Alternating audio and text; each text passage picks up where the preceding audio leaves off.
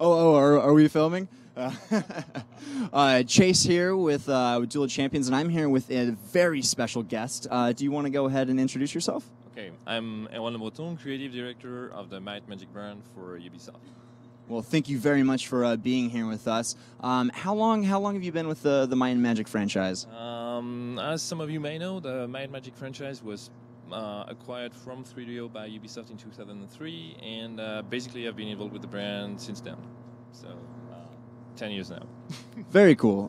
So, obviously Might&Magic is a very old, very storied franchise. How do you keep true to the franchise, as it progresses, and now that we're in 2013, like how do you keep that world going? Yeah, Might&Magic is a franchise that dates back from 1986. It used to be the golden age of RPGs. There were a different trend of fantasy at that time.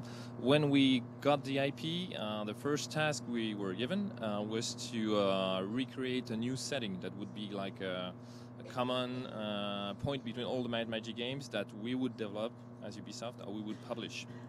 And so that's one thing that really makes Might&Magic faithful to the spirit of the original series, because it's still a high fantasy setting full of all the archetypes you would expect from it. So elves in the woods, dwarves in the mountains, and holy knights in shining armor on white steeds and stuff. Yeah. But we modernized it by the treatment and the tone and the graphic and the art direction. So it's more in line with the shades of gray in terms of moral nuances that you expect now from fantasy. It's darker, it's more mature, it takes the player a little bit more seriously, and it's reflected in the art that Duel of Champions has, which is more mature than what you could find in the old Might&Magic games. Maybe a bit more comic book in style. What we wanted to keep and preserve was the fact that the Might&Magic game had always been very bright in color, very stylized, not super realistic, and very epic and enchanted at the same time. So those are the keywords that for us we wanted to preserve and to keep as our motto for the Might&Magic universe. Very cool. So now, obviously it's a well-known franchise, and in a lot of countries. But aside from some like super hardcore RPG players, Might&Magic or in the U.S., Might&Magic might not be as well known. Do you want to tell people, kind of like introduce the franchise a little bit and like why it's special? Because it's a very special, exciting fantasy IP. Might&Magic was born in the U.S. actually, it went to Europe. So now it's true that some of the games are developed by German, Russian, or Hungarian developers, and obviously I'm not American, I'm French. But we have a lot of American writers or artists or game designers within our own IP team. And of course, Duel of Champions is developed in Canada, in Quebec, but it's North America. So we really try to find in Europe everything that could be useful to a high fantasy franchise. After all, fantasy was born in England, more or less, and it refers to medieval history, to ancient civilizations, to let's say religious symbols, archetypes, and stuff that we Europeans know well. At the same time, we want the American treatment, which is make it epic, make it bigger than life. Don't respect 100% the historical accuracy, like go for something that is appealing and fun, right? So that's entertaining, I would say. That's exactly what we try to do. And so Might&Magic, in essence, if for someone who never heard of it, never played any Might&Magic game, as I was saying, it's a high fantasy world, so it means every kind of story or gameplay or art that we will provide to you is larger than life. We're not into this kind of a low fantasy or dark and realistic setting. It is also very cosmogonic. The history, the creation of the world, the gods, the religion, the origin of magic in our world, it's very important. We all relate that to the dragons.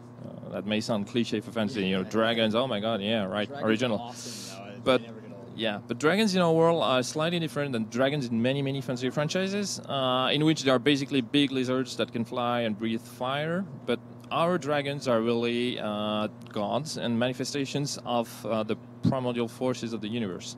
For the Duel of Champions players, it's obvious. You know the schools of magic, Prime, the elements, the 4 classic elements: air, fire, water, earth, and we've added darkness and light to it.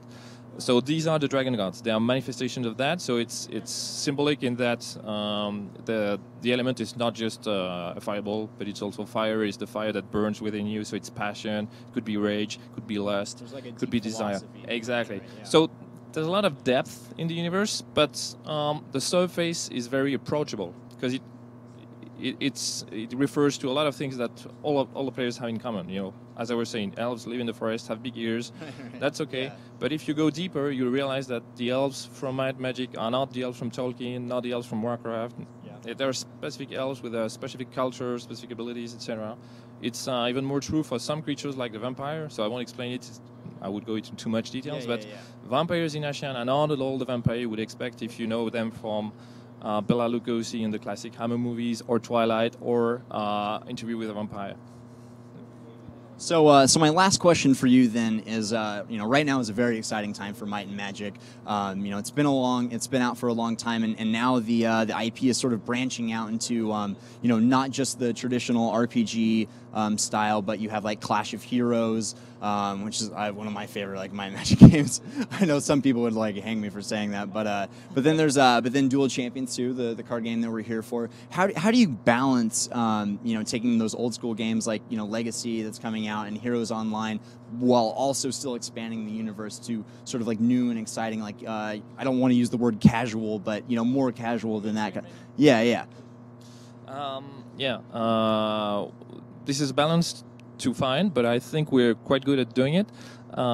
We inherited Might&Magic with a community. They're still very active, they're devoted, they like basically 2 games that we can give to them. Might&Magic Heroes, the turn-based strategy series on PC, and Might&Magic, the RPG, the origin of the Might&Magic IP, and now we're giving them Might&Magic 10, which is also on PC and a really classic old-school RPG. So these games are tailored for the community. We're in contact with them. We are discussing with them on a daily basis.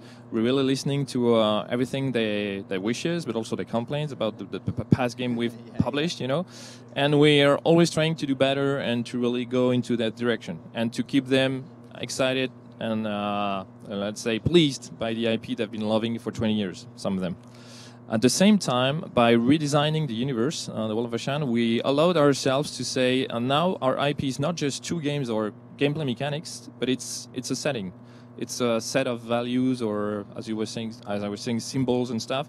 So this setting can be applied to different gameplays and targeted to different audiences, displayed on different platforms.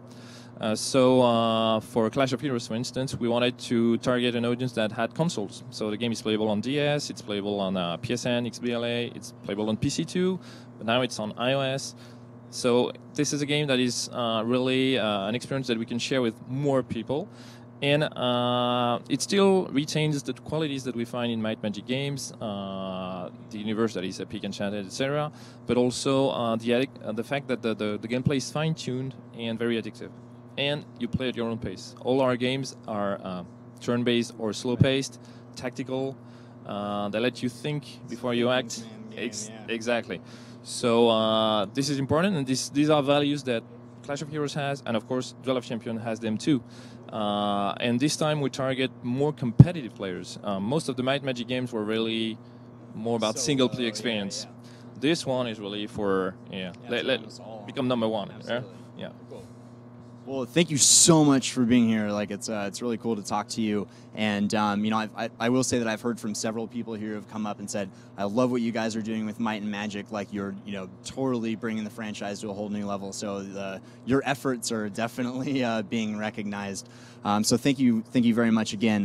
When we come back, we are going to be here with Esper of the Frag Dolls, who is going to throw down against one of the Duel of Champions community members with our host Scott Gandhi casting. So we'll be back with a little competition.